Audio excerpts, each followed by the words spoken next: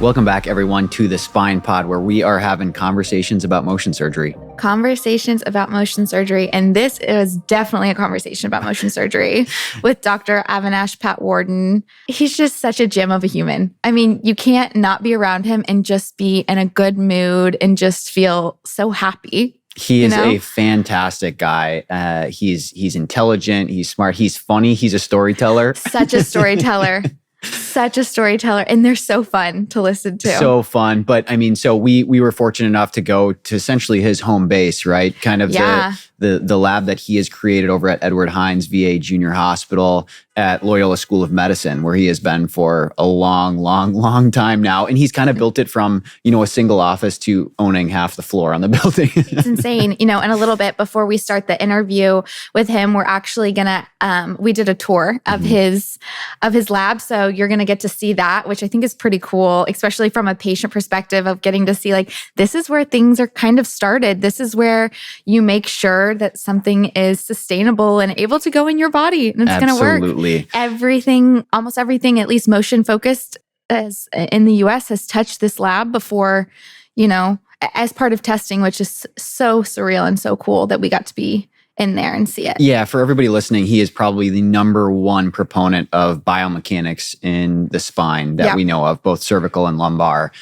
Tests just about, as you said, every motion device that we've gone through there. His first publication was back in 1976. Yeah. I mean, he's been doing this for 50 years, right? And the entire walls, he's got almost 300 publications. He's been read almost 50,000 times.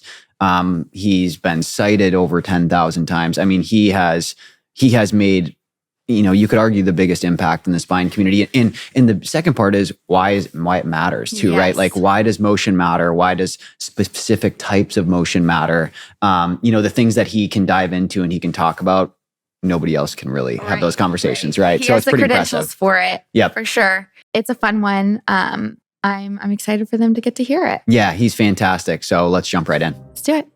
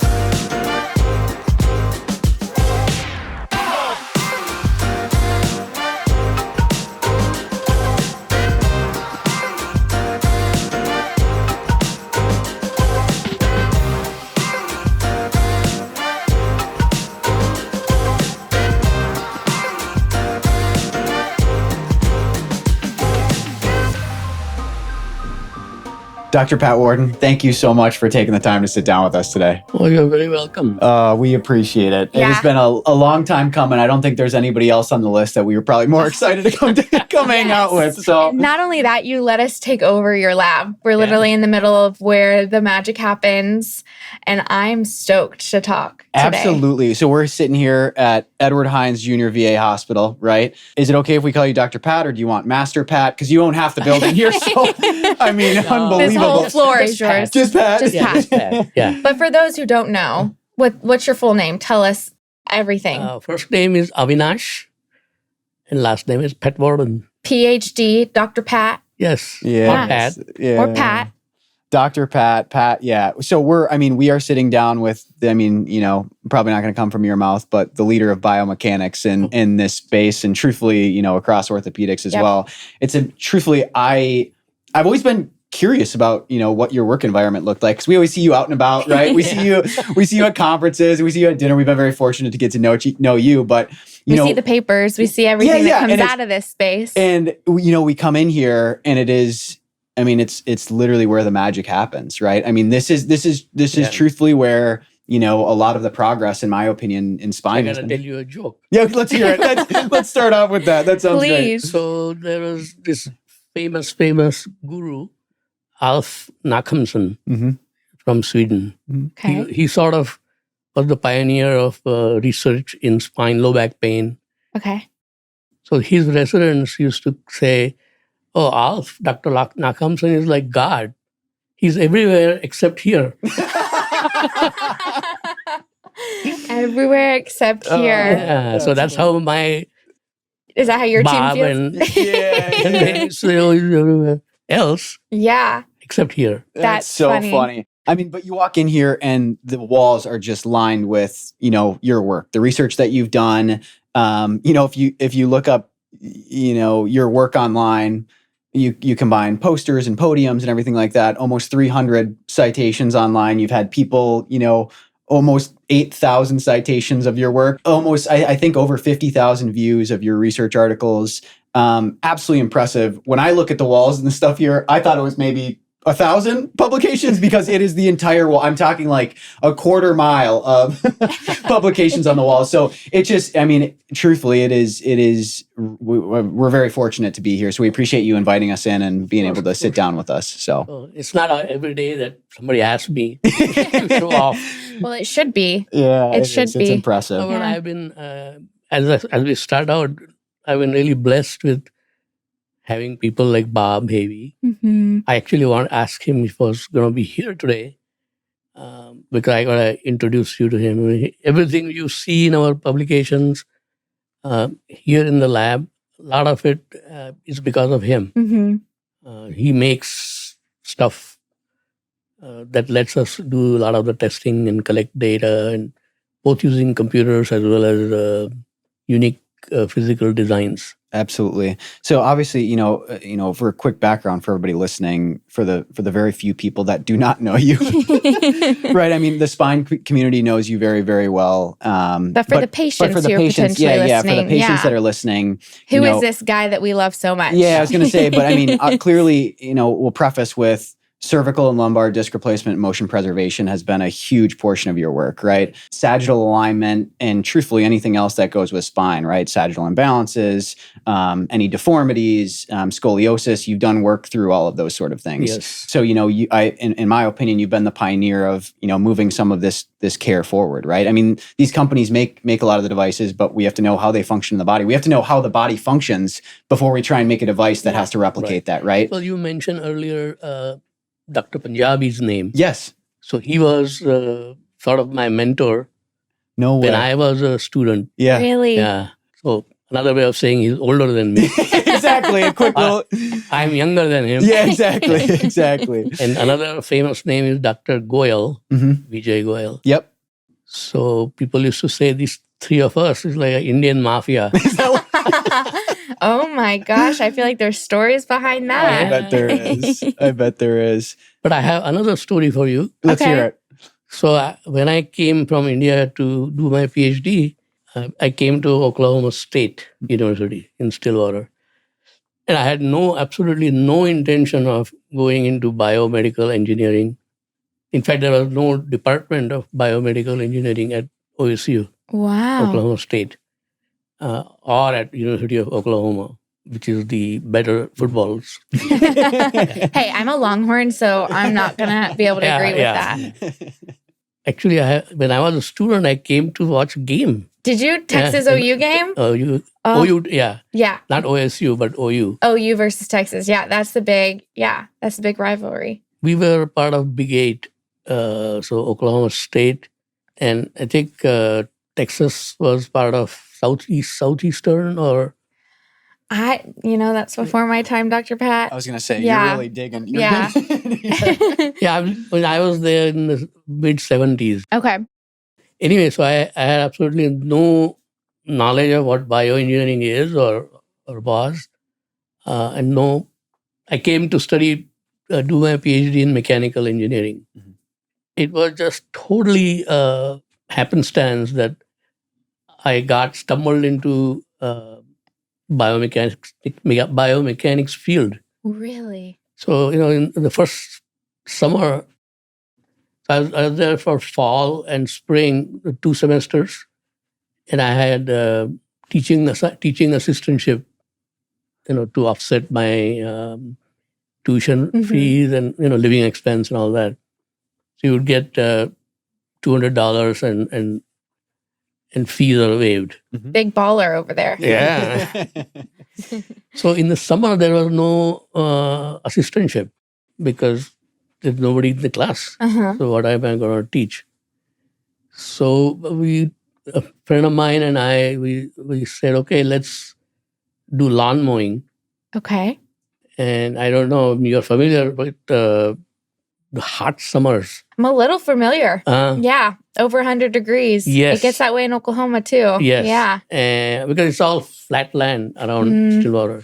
So after 1 or 2 weekends in the summer, my friend and I said, I don't mind physical work, but this heat is killing me. Coming from a guy from India. I was just going to say, that's some heat. Yeah. Yeah. So I went to the department one day.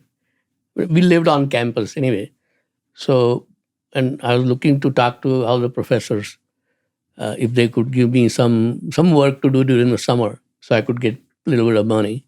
And so it so happened that one of my professors had a collaborative project with a veterinary doctor. OSU is one of those state universities, agriculture and mechanical. That is Aggie school. Yeah. Whereas University of Oklahoma has a medical campus. Larger campus, absolutely. So he had a project that they had done, some designs of artificial vertebra or spine, I don't remember now, for a dog's spine.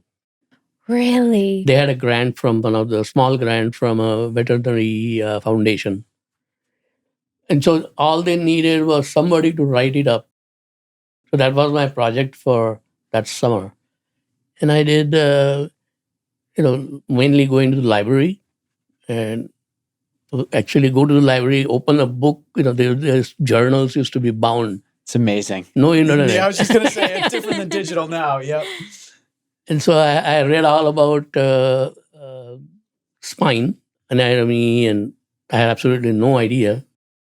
And by the end of the summer, I became somewhat familiar with the anatomy, only as much as I needed to know, not to this level of a physician or anything, but I could converse very well about the anatomic features of the spine, lumbar, cervical, and all that. And I also became familiar with a lot of these papers from Punjabi and others at the time. This was Journal of Biomechanics. Was the famous, it still is, one of the top journals. So then at the end of that summer, I knew what I wanted to do. So I had to pick a topic for my dissertation. So I told my advisor, the one who gave me that project, that this is what I want to do. I want to do something in spine. Wow. Because I had read everything there was in biomechanics of spine by then. So thank God for the summer heat. Yeah, exactly. Wow. So 50 years of spine research. The other all feature came was down to the Oklahoma summer heat. Yeah. Is what Library brought was us so with cool. you here today. Nice school library. So it was cool. You thought anything that I could do to stay here, I'll do it. I'll do it. I'll read anything. Whatever you put in front of me, I'll read it. So anyway, that's how my introduction to biomechanics was. I love that it started with dog spines. How crazy. I think it's very similar. Canine spines are. Really? Yeah, for the most part. Are they? Yeah. There's an extra vertebra, I think. Do they? Yeah. No, I don't remember now. But they work very... But at one point they did, yeah. But they use them very differently than we do, right? Yeah. Quadruped. Wow. So there's more motion in sideways. Yeah. Some, the down dog. What is it called in yoga? Downward facing dog. Downward facing dog. Should you show us?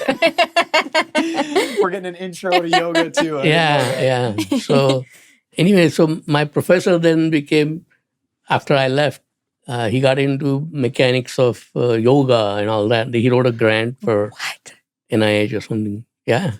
So then was it just hit the ground running after that? Like, because you obviously had that introduction. Yeah. Yeah. And then I did a fellowship there until I found a job. Yeah.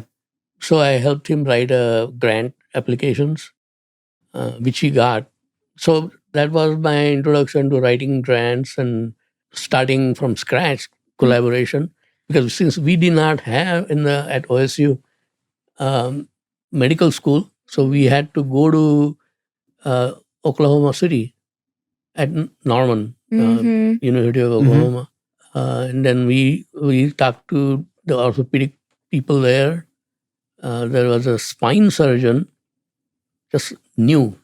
He was very interested in talking to me because he was getting ready to do his fellowship with the famous spine surgeon in Mexico City. Really? Yes, Eduardo Luque. This goes back. It's a history books. So Eduardo Luque is a famous spine surgeon. Lot of developments in scoliosis surgery. So that time there was no pedicle screws, right? This was the 70s, early 80s. And pedicle screws came out later on in the 80s. This Dr. Sullivan, Andy Sullivan, was a spine surgeon at Norman, Oklahoma, OU. He was going to do a fellowship with Eduardo Luque. And so he would come to Stillwater, my lab, or not my lab, but departmental lab. He would bring spine specimens in his trunk. Really? And then we would do the testing. And then in the evening, he would go back, bring those spine specimens back, because we had in fact, we did not even have an IRB or any such thing, because we were just doing it. You were just, and they were just in his trunk? In his trunk. Did he put him in a cooler? Yeah. Well, of course. I mean, don't be crazy. Come on, this isn't.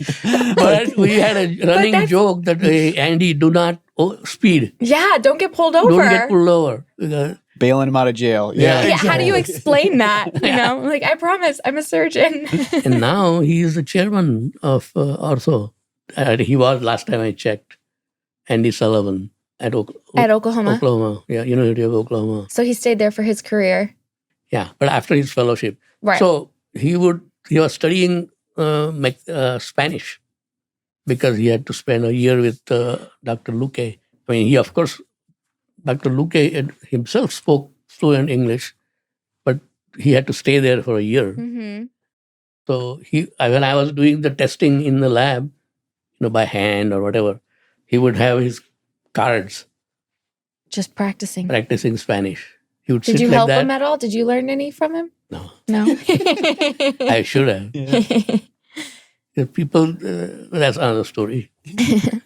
So what brought you out here then? So after you finished up at Oklahoma, what brought you out here to Loyola? Because you've been here for now 40 years. Yeah. I mean, that's a long. So when I was done with my research, and I was waiting for my exam, final exam or dissertation, you had to defend it in front of the committee and all that. So right before that, there was a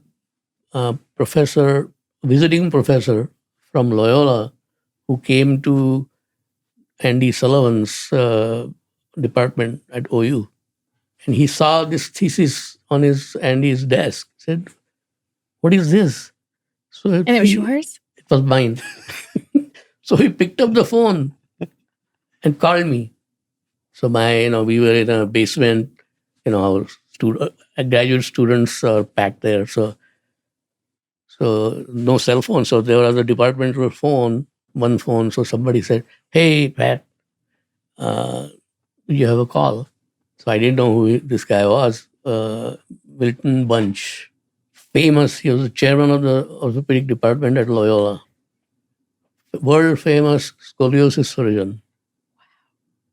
So he called me and said, "Can you come up to Chicago and give us we would like to interview you, because we are setting up a laboratory at Loyola at the VA." And he was very interested because my project was on spine, my dissertation. So I spoke with him on the phone, and of course, you're offering me a job. I will come wherever you tell me to go. And it got you out of that heat. Yeah. But straight into the cold. I was going to say, straight into the winter. I remember staying in a motel right close to, it's still there, on Roosevelt Road here. And I gave a presentation in the upstairs conference room. Were you nervous? Yeah. And they offered me a job. And you haven't left. And I haven't left. Did you meet your wife here or did you meet her? No, I knew her from India. Okay. Yeah. So then after I got the job, well, I was already married then. Were you? Yeah. Okay. So, I mean, I came to, during my PhD, I went back and, we got married. And so my daughter was actually born at Stillwater Hospital. No way. Wow. Yeah. So I wanted to take her one day back to show her the hospital where she was born. Yeah, that's fun. And you have 3 daughters. Two correct? daughters. 2 daughters. Okay. I wanted 3, but 2's still great. Yeah. Yeah. You just get outvoted on that or what? Yeah. Yeah. It's still a house of women. Yeah. So obviously, I want to transition to, what you've done here, because you've obviously, you've done everything across the board, but a large proportion of your work is focused on motion preservation. Right. Well, we started out with looking at pedicle screws and fusion. Well, that's what I was going to say is like, how has that changed over the time? Because you've been here for 40 years, right? Yeah, so like, what's that transition? Based on what you were researching before and what that looks like now, I'm curious what that... So in the beginning, I did a lot of work in collaboration with Dr. Bunch, who hired me. He was a scholarly surgeon. So he wanted me to look at how does our brace work. So we did a lot of modeling work on that topic. A lot of Eduardo Luque that I mentioned from Mexico. He had a innovative implant. So Harrington rods, I don't know if you heard about Harrington rods. Harrington rods are basically posteriorly placed on the lamina hooks, up and down, and then you basically distract to correct the curvature. Are those still used today? No, the problem with the Harrington rod distraction rods is that you take away the lordosis, right? Because of the distraction. And the fixation is only just at the end points. And how do we know that? Do we know that from research that you did? Yeah. I guess we found that out from me, yeah. So Dr. Luque from Mexico came up with this Luque wiring system. Okay. So that's the segmental fixation instead of just at the 2 ends. So he would take a wire. I mean, this is like a flexible wire, not K wire. And then he wound it around the rods, Harrington rod, and then the other end would go through the lamina. So quite risky procedure because, right next to the spinal cord. Yeah. So because the fixation would be from, say, T5 to L2 or something like that. Wow. Yeah. So they would wound the wire, and that's how the rod was now fixated to the vertebrae, individual vertebrae. In contrast, original Harrington system only had upper hook and lower hooks. That was the top state-of-the-art system back then. Wow. And then, of course, the big advance came with the pedicle screws were introduced. Again, there is advancement made in primarily in France first. And then a lot of surgeons in the US quickly became users of that system. And for individuals that don't know, pedicle screws are just what keep rods in place for a fusion, correct? Correct. Yeah. But the difference between Harrington's distraction rod or Luque wiring and pedicle screw was the first time pedicle screws allowed a 3-column fixation to the body, anterior, middle, and posterior. So you could not just distract vertebrae, but you could manipulate the angular and everything, which is not possible with just simple Harrington rod or even with wire. The fixation is not rigid. So that screw really opened up the spine. Yes, that was if I had to say what is the big innovation. Yeah, it was a screw. From an engineering point of view, that's the pedicle screws. Wow. Well, before that was these hooks, not hooks, segmental wiring. Mhm. But that was pretty soon after that replaced by pedicle screws. So when did pedicle screws come to the market? When did that start to? When did that innovation happen? In the 80s. Okay. Yeah. So we're talking 40 years ago. 40 years the ago. biggest innovation that we've seen. I mean, we have disc replacements now, but really like as the standard, it's been 40 years. And pedicle screws, because the fixation is so good, it's a 3-column fixation, let's say. You can get away with a shorter construct. Like if, let's say, if L1 is fractured, then you don't have to go like 2-3 vertebrae above, 2-3 vertebrae below.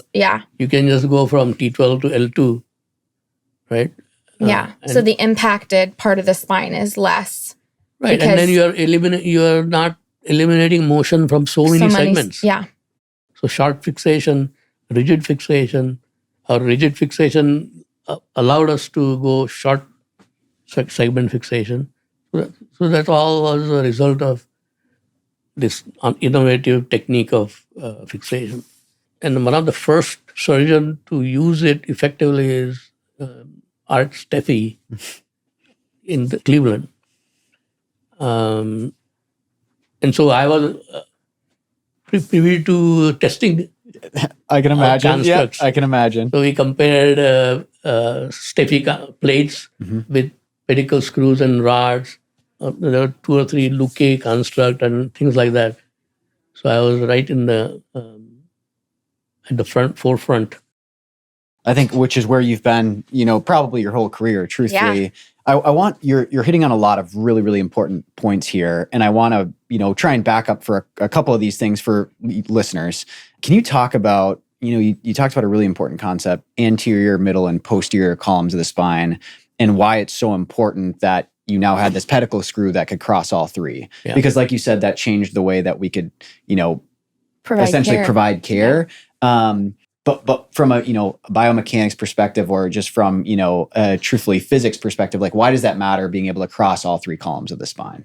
That's what gives you ability to manipulate the vertebra in 3 dimensions, translation wise, up and down, side to side, as well as you can change the inclination of individual vertebrae because you grab the vertebra rigidly. So you couldn't do that with wires. Mm-hmm. Even though you were attaching to individual vertebrae, you couldn't change its orientation, angular orientation, with wires. Whereas this 3-column fixation with pedicle screws allowed us to do that. And when you talk about this 3 columns, and I just want to jump in just so we touch on this one thing, you're talking about manipulating vertebral bodies, right? And the importance of that, I think, is a larger picture, and something that you've worked on a lot as well, is the correct, alignment of the spine, right? Sagittal alignment from whatever plane you're looking at. And that's why this manipulation is important, right? So as you talked about previously, you can put those rods in there, but you're going to lose these lordotic curves that are natural to the spine. Right. So when you can now do this, you can now recreate some of that alignment, which is a lot of the work that you've done, both motion-based or fixation-based, is recreating that alignment of, a natural spine in those categories. And why does it matter to have that alignment in the spine? Oh, that's the natural way the force flows without too much damage, to bodies or non-physiologic motion. It is very important to maintain the natural curvature. And sometimes when, there are different reasons why people lose the lordosis in the lumbar spine, and it results in what we call a flat back issue. So that's another topic. We had a grant to work on flat back deformities. A lot of hardware. Yeah, I was going to say, plenty of hardware, right? Yeah. It was interesting. I mean, we came up with, there are, I don't know, I'm going all over the place. That's okay. Yeah, it's okay. In the deformity surgery, the something called pedicle subtraction osteotomy. I'm sure you heard of it. So it's a very significant trauma to the patient. And, if you want to restore, let's say, 30 degrees of deformity, you can get all of that from that one level of pedicle subtraction osteotomy. That's not my favorite. who am I to say favorite? But I think it is unphysiologic because physiological curve is smooth, whereas if you create the 30 degrees of loss of lordosis all from one level of vertebrae, it's going to create a curve that doesn't look right. Yeah, it's making me think like this versus you know, moving that acute change. Yeah. Right? That's not a natural way spine should be. Yeah. And that has its own sequelae down the road. But anyway, so so in this grant, we worked with a deformity surgeon at Loyola. So she had this, she used to use it in the VA hospital. She would work on with old patients. Mm-hmm. And she used to tell us, I had gone to see her operate, in addition to reading all the literature. These are old people in their 80s, late 80s. You can imagine they have so many other morbidities in addition to spine fracture, let's say, or spine deformity. And flat back deformity can be very painful. And we still see that today, right? Yeah. You know, I see people online talking about, I end up with a flat back, and I truthfully don't know a ton about it. So, well, within a year or so, you'll be reading our paper. Well, there you go. So we had a couple of residents from Loyola who worked on that. She's going to present Ashley McConnell, different spelling than the minority senator. This is McConnell, right? Mm-hmm. Spelled slightly differently. So anyway, Ashley is going to get a presentation in a award-winning session. Really? Yeah. I'm out of your lab? Yeah. Wow. So that's on a Thursday morning. We still see flat back just with how we do fusions today. Yes. So even just changing to the pedicle screw didn't change the fact that continued to be an issue with how we treated So the question was these old patients could not tolerate the severe trauma in addition to their whatever pre-existing problems. So they could not tolerate this torturous surgery of pedicle subtraction osteotomy. So my collaborator, she came up with the idea, and she used to do this, is to, instead of getting all the deformity correction from one segment, spread it out. So instead of just getting everything, all the correction from L1, do it from L1, 2, L2, 3, and one or two levels above L1. So you do an osteotomy at multiple levels just to give, is that what you're saying? No, just use cages. Use a cage. Lateral cages. Cages themselves can be a little lordotic, but then combine that with posterior column osteotomy, which normally if you try to extend, a segment, the limiting parameter is when the facets limit that, how much bend you can do. So if you remove the posterior column osteotomy, means you are removing the facets. Okay. Then you can compress more and restore more lordosis. So if you did that, let's say that... But are you still going interiorly?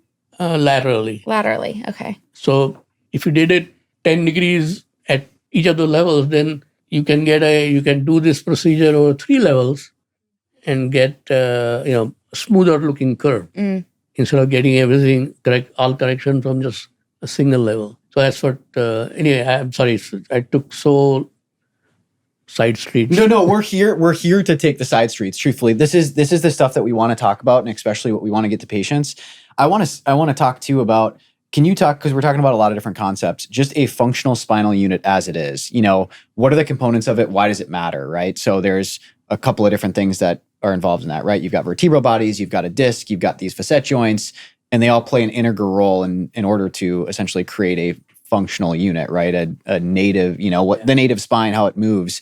Can you talk a little bit about that and what each of the components kind of like provides to the functional spinal unit? Functional spinal unit, you can visualize as it is a 3-joint complex, disc in the front and 2 facet joints. Anatomically interesting joint, because the joint in the front, the disc, is not a synovial joint. So, there's no free motion there like a hip or knee. It's a cartilaginous joint. cartilage. And the facet joints are synovial joints. So it's a mix of those two. And but anyway, it is compared to a three-legged stool. So if one leg of the three-legged stool goes bad, You're going down. you're going down. Yeah. Maybe that affects the next one and the next one. So they say that, I don't know if it has been conclusively proven or not, but in general, the dysfunction starts at the disc. You lose the disc height, and then that allows Pressure on the extraneous other. motion, Yeah. and then the facets go bad. So that's called the Kirkcaldy-Willis degenerative cascade. So we talked about a lot of different concepts, and I want to make sure that we just, kind of delineate the two things that we're talking about, right? I think one of them is more, rigid fixation systems, right? So we've talked about pedicle screws, we've talked about rods, cages. Generally, all of those go with, fusion-based systems, right? More rigid systems. And then I think on the other hand, we've talked about artificial discs and other motion preservation systems. So I kind of, I like to delineate those two into, more of a rigid fixation-based system versus a motion preservation system. I think we've seen a lot of, new advancements and things that have progressed over the last 20 years here in motion-based systems and what we're able to do and what's out there to provide care. But so we talked about, you talked about pedicle screws, you've talked about cages, What do you see as that kind of, next step in as you were doing research and into your career and, for spine treatment? What was that that next big leap for you that you saw? The secret to be on top of the research is to attend these annual conferences. And spine is the great field to be in because the conferences are always in wonderful places. Someone going to Vegas tomorrow. But they're always like some international place, or certainly warmer than Chicago. It's international, yeah. International, yeah.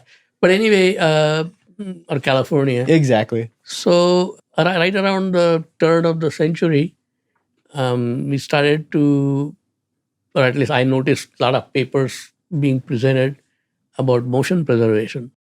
No longer a complete focus on cages and fusion. I mean, there was certain areas that have to have fusion, like deformity surgery. Sure. But more and more, there was an emphasis on preserving the motion. And a lot of the European experience was being presented. So because they had experience, I think, since the 80s and 90s on lumbar motion preservation. And I think it came to the US early 2000s. In 2004 was the first lumbar disc prosthesis. Charité was approved in October of 2004. And it was the first time it was sort of came out at the NAS meeting in 2005. So we had, I had some collaboration with surgeons from Europe prior to that, through some other connections. And so they wanted to, they brought the Charité discs literally in his pockets. No way. A surgeon from Vienna. Really? Yeah. Just in his pockets. Yeah.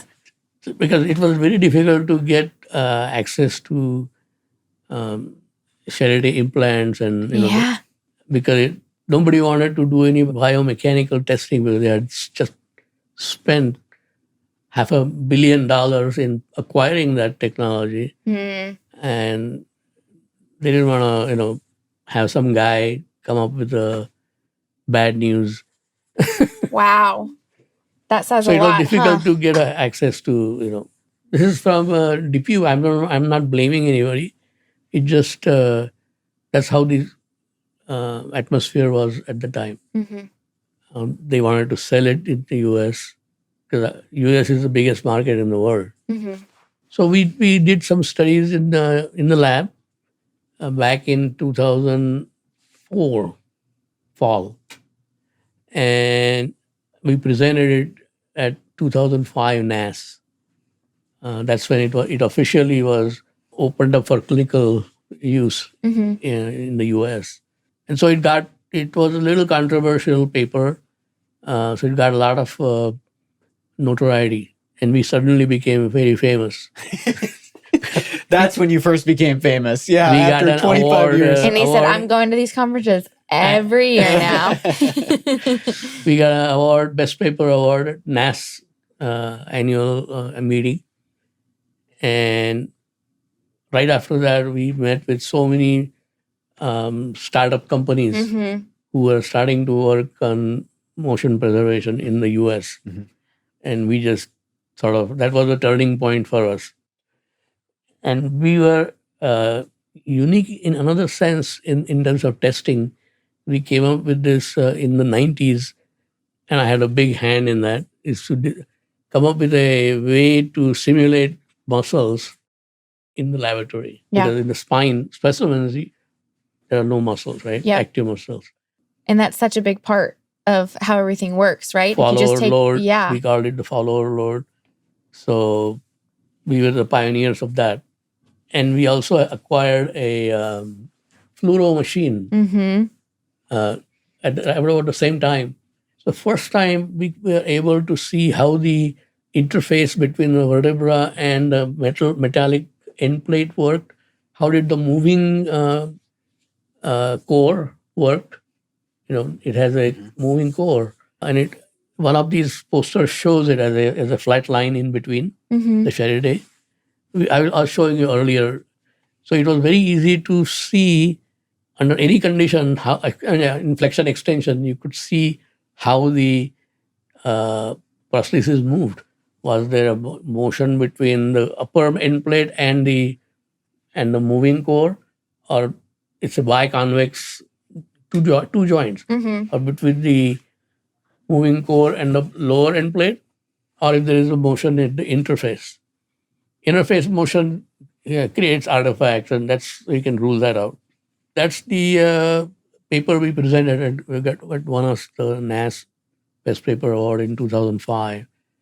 And the floodgates just opened. Yeah. And so we after that we tested so many, the disc things. The first one we worked closely with the Spinal kinetics.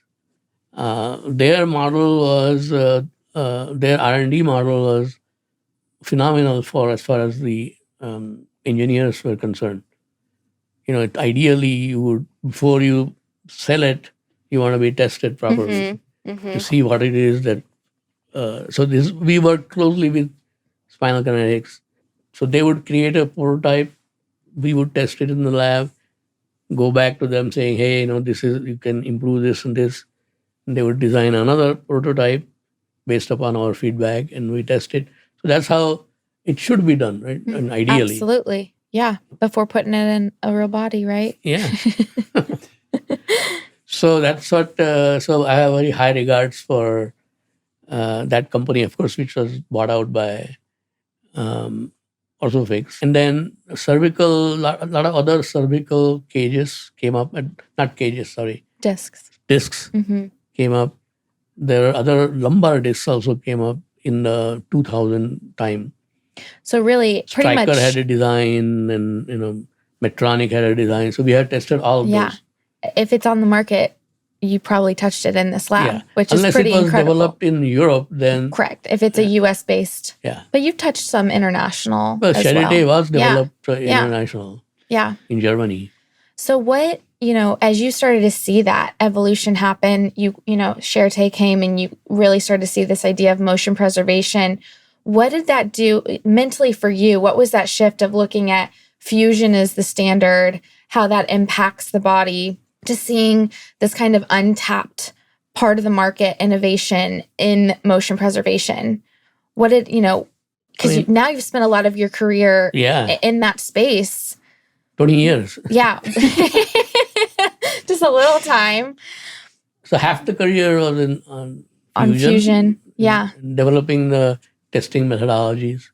And then you saw this possibilities with motion and you committed your career to that.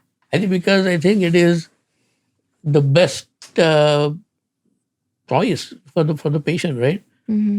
We all know what happens long term after fusion, solid fusion.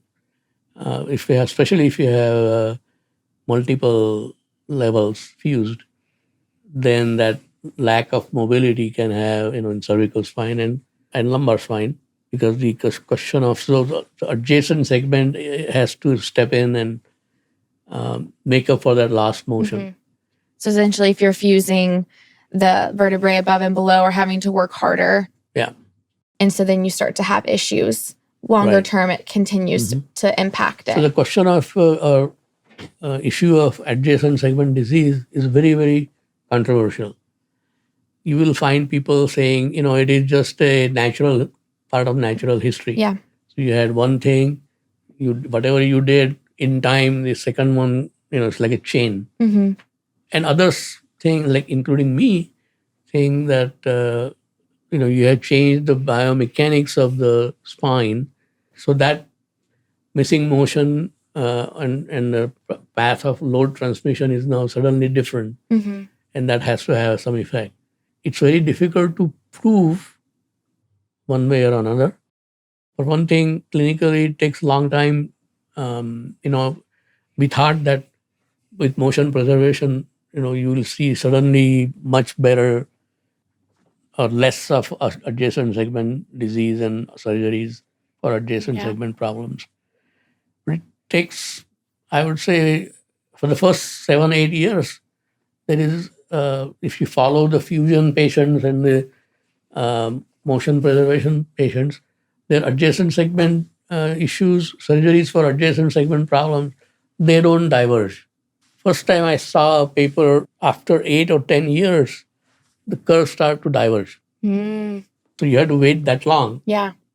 And then these were all mostly single level patients. So I don't know what will happen. And I'm not up on the current literature on adjacent segment for multi-level fusion versus multi-level motion preservation.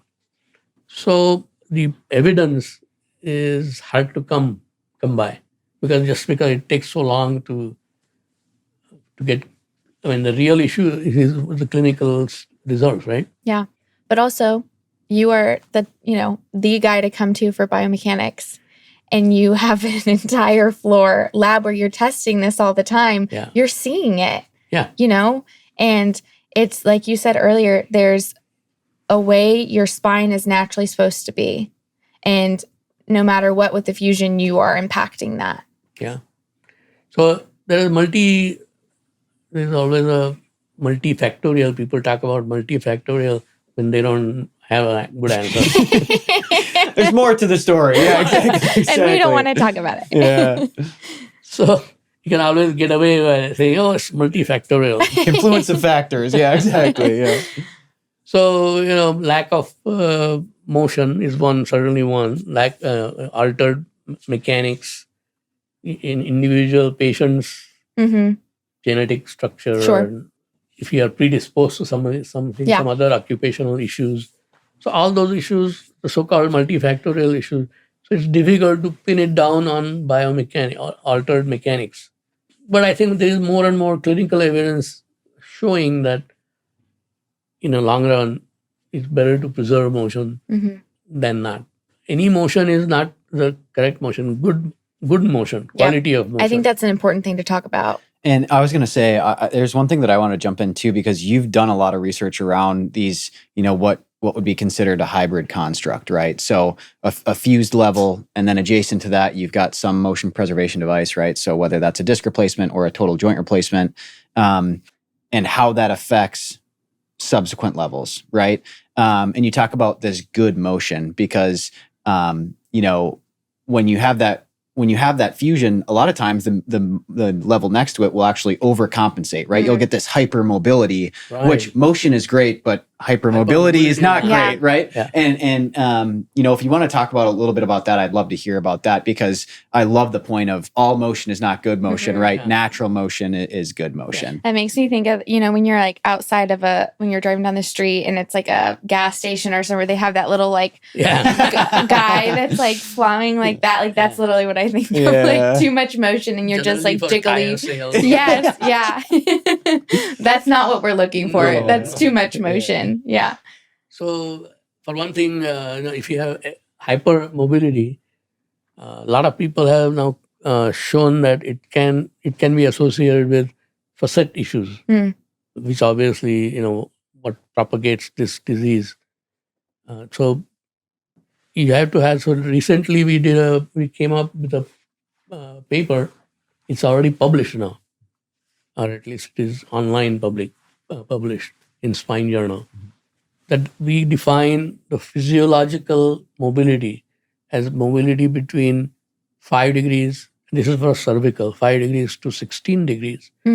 Why the lower margin of 5 degrees? Because there are clinical studies in the literature that show that if you have 5 degrees or more motion, then there is less radiographic evidence of adjacent segment degeneration compared to another group that has less than 5 degrees of mobility. So it's enough motion. So you want to have enough motion to prevent the risk of, to attenuate the risk of adjacent segment disease. At the same time, you don't want hypermobility because you don't want clinical issues related to that. Yeah. And we define that as 16 degrees, so 5 to 16. In cervical? In cervical. Okay. And then we looked at clinical data. This is strictly no lab, it's clinical data from the company's own FDA submission that is available online. So if you go on an FDA site, you can access all this data. So we had access to 7 prostheses, their FDA trials. Wow. Actually, all 8 are available, but the most recent one, we couldn't get the type of data we needed for that analysis. And then we looked at how, let's say 200 patients were implanted with ProDisc or whatever. How many, at 2 years follow-up, how many of those patients had postoperative motion that fell between 5 and 16? And our overall was only about 2/3 or 65% of the implanted segments have the physiologic motion at 2 years postoperative. The rest are either hypermobile or hypomobile. Less than 4 degrees of motion or more than 16 degrees of motion. And this is with a disc. With a cervical. So can you explain, what does that mean then? Like ultimately, what's the conclusion? I mean, you want to be in that physiological, the good. Yeah, the good range. Good window. If you have too much excessive motion, and the average was about 20 degrees. If you are classified in a hypermobile group, their motion was 20 degrees. So it's not 17 degrees or anything, it is substantially higher. And those who were in the hypomobile group, their average motion was 2 degrees. So the FDA definition of fusion is 4 degrees. Or they want motion at 4 degrees or higher as a range of motion success in a clinical trial. I mean, if patient will still feel good, most likely. If a patient feels good even at fusion, right? 0 degrees of motion. But that doesn't mean you're going to have long-term success. Yeah. So that's a comparison. Certain designs had propensity for hypermobility, like MobiC and a couple others, and then some of the other ones had hypomobility. Anyway, so that's a cervical study, and at some point I would like to do a study on lumbar. So that will be interesting to see.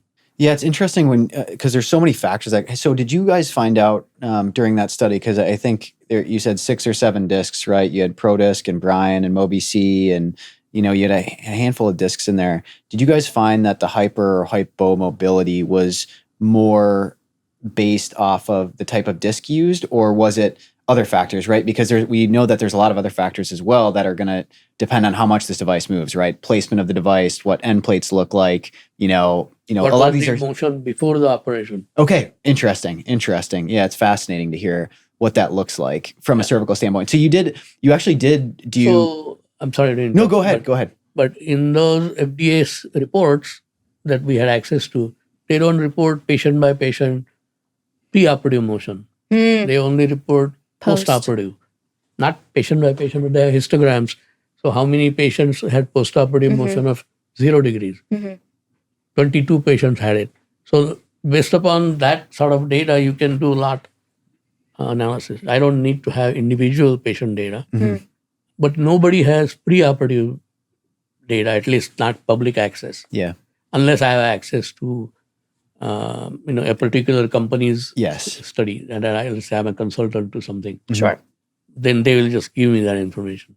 So we just talked about the cervical study. I'd like to talk as well. You did some research on lumbar spine as well on some of this. We talk about this adjacent segment and hypermobility and trying to fix some of those things with motion preservation devices. Do you want to talk a little bit about that?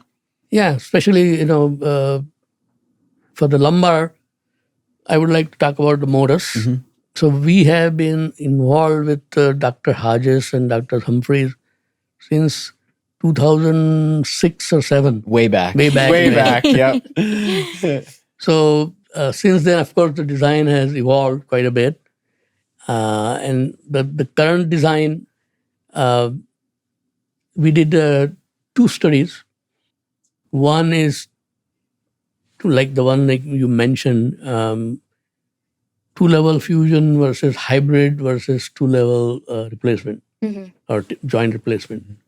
So what we found, and we had suspected that if you fuse both levels, say L4-5 and L5-S1, the patients have trouble sitting, and that's actually a risk factor now for developing issues at the level above, at L3-4, about the 2-level fusion.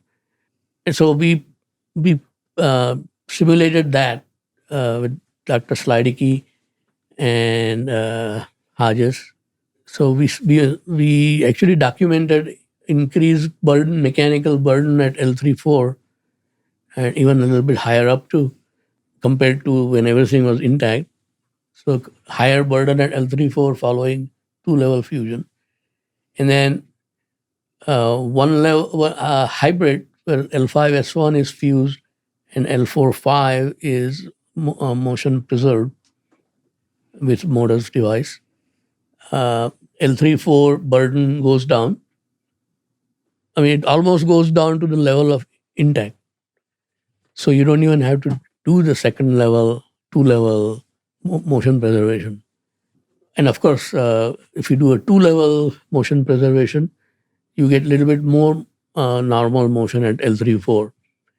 So as soon as the motion at 3-4 is close to normal, like before the fusion surgery, I think that helps in terms of stopping the progression of this degenerative cascade.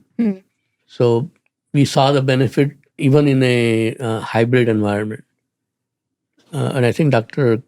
Slidicki has published a paper on that, using our data, by lab data. And then more recently, we did a very exciting study looking at response of L5-S1 implanted with motors.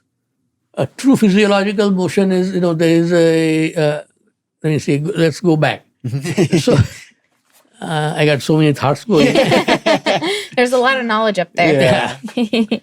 So in the lower lumbar spine, normal motion is combination of compression and shear. I mean, the simple diagram people understand is that you have an inclined disk space and a vertical force.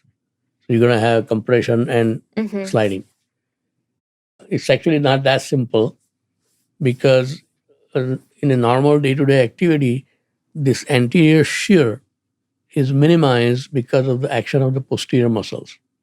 The posterior muscles are oblique, and when they produce compression to balance the external moments, bending type of burden, because they are inclined, posteriorly inclined, they create a shear component that unloads the disc or the segment from that otherwise would be loaded significantly if it was just a vertical force. So what that posterior muscles are functioning correctly, that what they do is they minimize the shear force. So in effect, you have almost pure compression at L4-5 and L5-1. So that is a biggest concept that you have to remember. Which is, this is like a new concept that It's a new you concept. found through this research, right? Yeah. Of determining like that compression force is really important and opens up the possibilities for a device like Modus total joint replacement to have the potential. Yeah, because the problem or in people's mind is when the benefit of that is you go posteriorly, you have access to Yep. neural foramen, facet canal, central canal, stenosis, and everything. So we can do broad decompression. Yeah. But in the process, you are creating instability. Yeah. So the fear there is So the fear you're becoming is that, unstable. what is going to stop this? Yeah. So the fear of being the guy outside the tire place. Yeah. And like So we address two things. One is to educate people that when everything works perfectly as it should, I mean in terms of muscles, there will be very small amount of shear to force. begin with. Mm-hmm. So that's point number one. And second point is, okay, so you say immediate postoperatively the muscles are damaged because of trauma, of surgical trauma, and might take the experience shows that it could take several months before the muscles regain their function. Mm-hmm. So then what happens in that duration? So we simulated that by slowly increasing or gradually increasing the shear component. Okay, so the total sum of the two components, algebraic sum, is the same total force. But in one case, it is purely, in the physiological case, all the force is compressive with almost no shear. And then you have non-functioning muscles creating more and more shear. Mm-hmm. And it also covers the shear, if you have 45-degree sacral slope versus 60-degree sacral slope, that will compound the effect of on shear force. So we did that in the lab. So we created instability in a posterior decompression, and we saw X amount of slip, L5 slip on S1, so kind of like the spondylolisthesis. Mm-hmm. And when we implanted the device, the motors bilaterally, and Dr. Hodges did the surgeries, we saw that the resistance to shear force was restored back to normal, even in the absence of the muscle. in the absence of muscles and absence of posterior component. Because when you do posterior decompression, aggressive decompression, the anterior's ability to resist anterior slip is the most important concern. And we conclusively show that it is restored. And that's the paper I'm presenting at Spine Summit this Saturday. And it's a totally new concept, right? Being able to remove those posterior elements. And there's a lot that we've talked about, right? And when you're talking about this the shear versus compression, right? Compression is very easy. It's, weight force straight down, right? Shear is this, essentially back, in this case, backward to forward pressing of the vertebral body, right? Or the motion, wanting to have that motion. Yeah. Generally, what would stop that is facets, right? Yeah. So you've got facet joints there, and to some extent, healthy disc. Yes, exactly, right? So a healthy disc. So if you removed all the disc or had a completely collapsed disc, it's gonna allow more of that to happen, right? Yeah. Or the possibility of that to happen.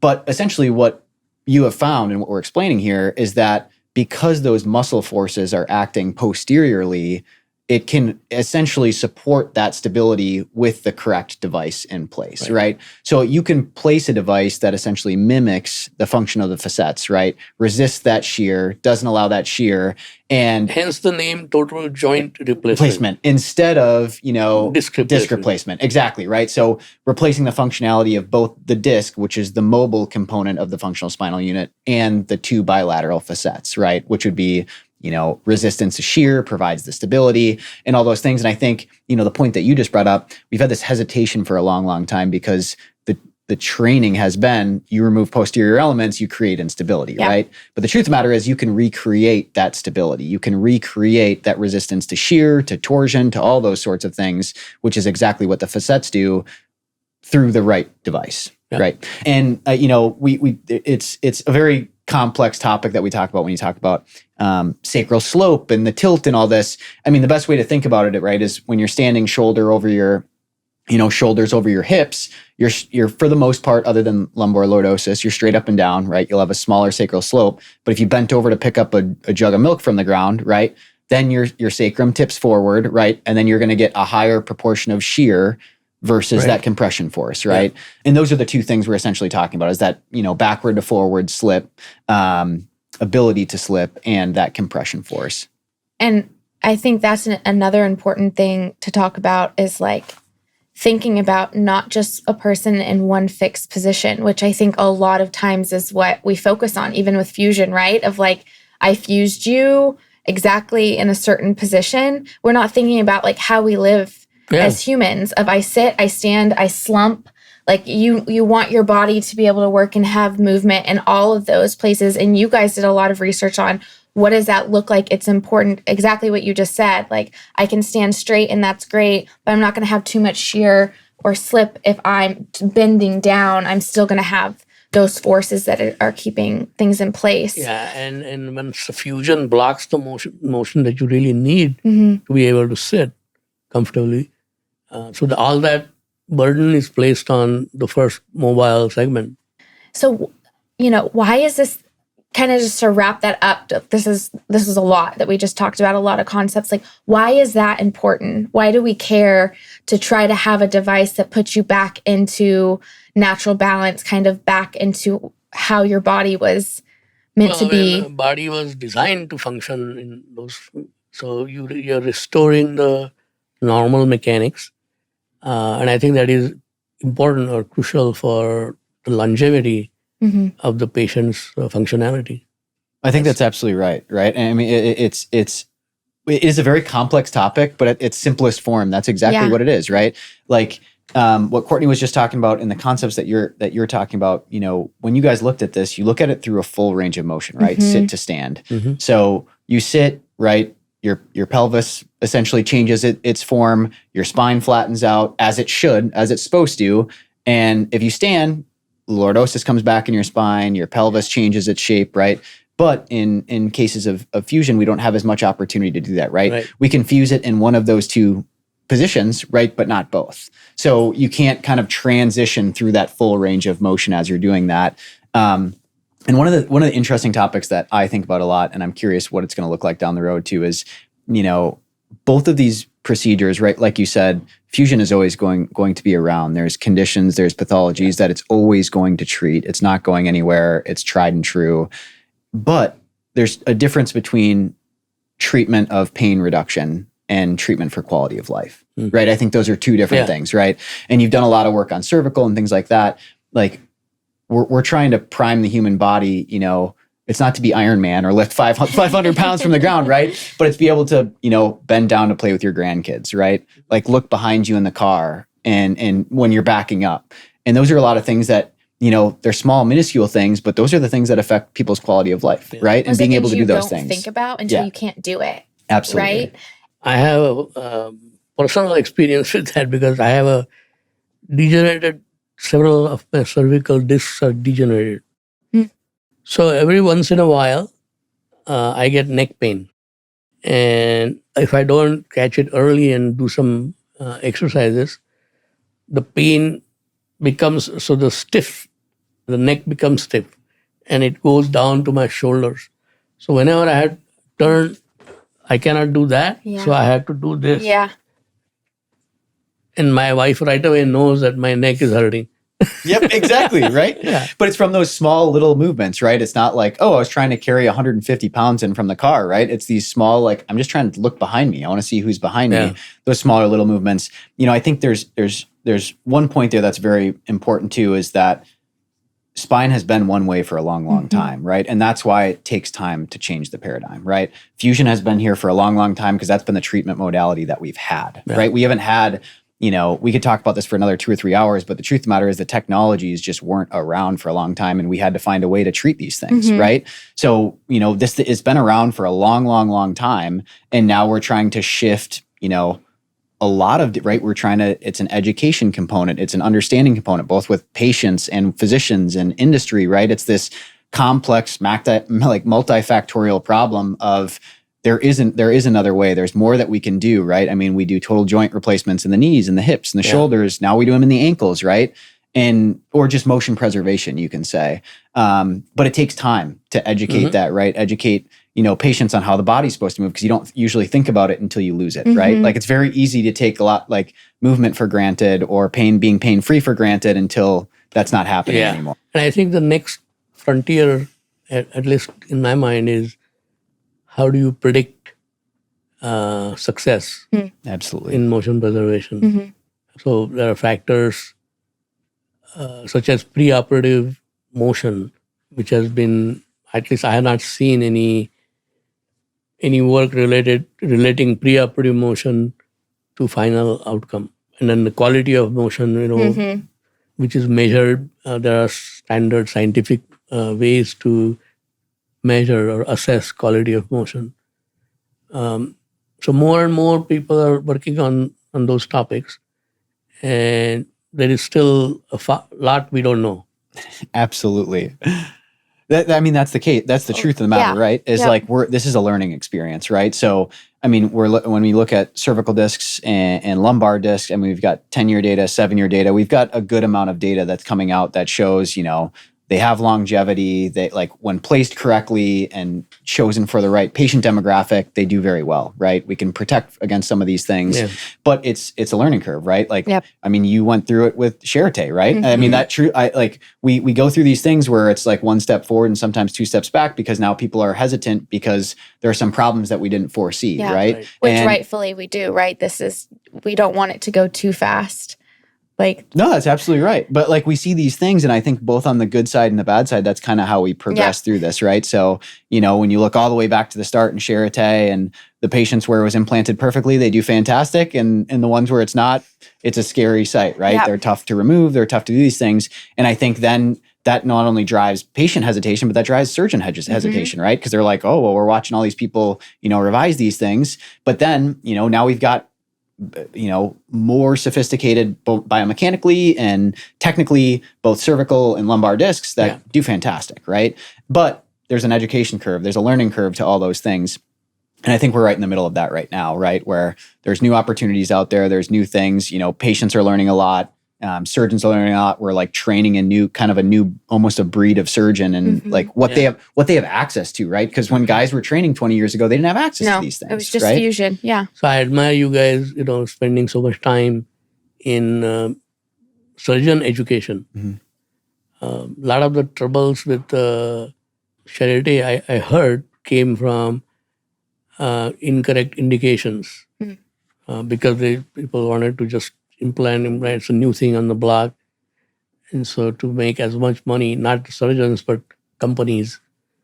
So where it is not indicated correctly, and surgeons maybe not educated properly as far as the use of this technology, that all contributed to bad results.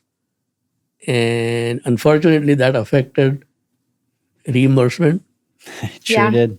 Yep. All the complications. And so that affected a whole generation of devices. Absolutely. I mean, now on the other side of it, we've got ProDisc with 200,000 implants, tons and tons of clinical data, and things are moving forward, right? In a lot of different realms, we've got like dynamic stabilization and these like more, MIS type approach. Like there's a lot that goes into these different things, but I really like the point you made too about indications and how important that is, right? Because just like fusion versus motion preservation, you have to be the right candidate, right? And the good thing is I think we're getting more and more technologies that are opening up that aperture of who is a good candidate for some of these things.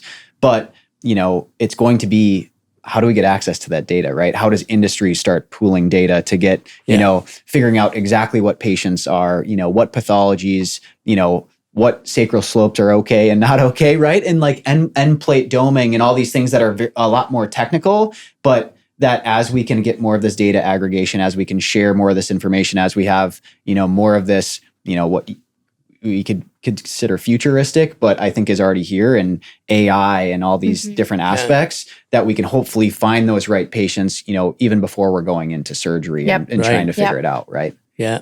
But I love that point. Well, anyways, we are so thankful. We're so lucky that you took as much time as you did here today. You are very welcome. We're with a celebrity. We really are. We are with a celebrity today, and I mean, it is truthfully your resume and everything. I mean, in person, you are one of the best humans that we've worked, and we mean that from our heart. You're a great person, but your intellect, the things you've done for the spine community. I was just walking down your halls here. The pictures you have with everybody across spine, right? Across the last 40. I mean, I look back and I think the first paper I saw your name on was 1976. I mean, that's 50 years of publishing. I mean, that's more than almost anybody else can talk about. And the spine community thanks you. Truthfully, patients are very fortunate to have you, and hopefully we get to continue to work with you for a long time. So we appreciate that is what you want to hear in reality, that if you can help the patients, absolutely, it makes it all worth it. Well, we appreciate it. Thank you for hosting us. We're gonna let you go. We know you have a big day. The one question I do get to have, Vegas tomorrow. I was gonna say, I know you're going to Vegas. Put it on black. Yeah. What are you most excited for Vegas? That's what I want to know, because we don't get to go to Vegas. So what happens in Vegas stays in Vegas. Stays in Vegas. Hey, that's fair. That's very fair. Well, we hope you have a safe trip out there. I do have one more question. Yeah, I just want to know what you're working on right now that you're most excited about. You've had this long, great career, very successful career, but what's getting you out of bed right now and you're really excited about most with just where spine is or orthopedics in general that you're working on that you think is kind of the next big thing? I was just thinking about it, that I see myself switching gears. So previously I did everything biomechanics research, which still is my love. But now more and more I'm looking at clinical data, because that's the real things that matter. Yeah. So if you can data mine that huge patient data on outcomes and learn from there. A lot to learn there. Yeah. Radiographic data as well as clinical data.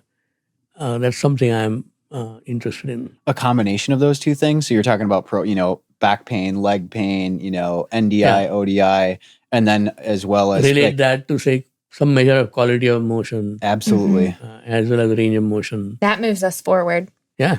Pun intended. Yeah. I mean, truthfully, that functional data matters, right? I mean, it's like, how many steps can you take a day? What are you doing? How are your activity levels, right? And I think research is starting to move that direction too. But as we integrate more of those things, we're going to have a much better idea of not just like, oh, this patient is doing okay, to your point, radiographically, right? There's no pathology present in the radiographs, but the truth of the matter is, like, how are they feeling every day? What are they doing? Are they able to walk a mile or 5 miles, or are they able to get out of bed, right? Because there's a big difference between my pain is 0, but I don't get out of bed, and my pain is 0 and I went hiking for 10 miles or yesterday. I walked my dog around the street. Yeah.